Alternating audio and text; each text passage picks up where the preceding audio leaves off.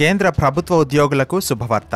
DRS allowance ను 2% పెంచుతూ కేంద్ర కేబినెట్ నిర్ణయం తీసుకుంది. ఇది జూలై నెల నుండి అమల్లోకి వస్తుందని తెలిపింది. అంతకుముందు కేంద్ర ప్రభుత్వ ఉద్యోగులకు డిఏ 7%గా ఉండేది. తాజాగా 2% పెంచడంతో అది 9%గా అయింది. మార్చిలో 5% ఉన్న డిఏను 2% పెంచుతూ ఆదేశాలిచ్చింది కేంద్ర ప్రభుత్వం. అప్పటి వరకు 5% ఉన్న డిఏ పెంపుతో 7%కి చేరుకుంది. కేంద్ర ప్రభుత్వం తీసుకున్న ఈ నిర్ణయంతో దాదాపు 48 లక్షల మంది ఉద్యోగులకు లబ్ధి చేకూరుతుండగా 60 లక్షల మంది పెన్షనర్లకు లబ్ధి పొందనున్నారు. పెరుగుతున్న ధరలు, జీవన ప్రమాణాలు దృష్టిలో ఉంచుకొని ప్రభుత్వం ఉద్యోగస్తులకు డిఆర్ఎస్ అలవెన్స్ లు ప్రకటిస్తుంది. ద్రవ్యోల్బణం ఆధారంగా డిఆర్ఎస్ అలవెన్స్ ను ప్రకటించి ఉద్యోగస్తులపై అదనపు భారం పడకుండా ప్రభుత్వం చూస్తోంది. ఎన్నికలు దగ్గర పడుతున్న నేపథ్యంలో మోదీ సర్కార్ ఉద్యోగులకు కానుక ఇవ్వడం చర్చనీయాంశంగా మారింది. ద్రవ్యోల్బణం పెరుగుతున్న కారణంగా తమ జీతాలు కూడా పెంచాలంటూ పలు ఉద్యోగ సంఘాలు ప్రభుత్వాన్ని డిమాండ్ చేస్తున్నాయి. ప్రస్తుతం ఉన్న ఫిట్మెంట్ ఫ్యాక్టర్ 3.68%కి పెంచాల్సిందిగా వారు డిమాండ్ చేస్తున్నారు.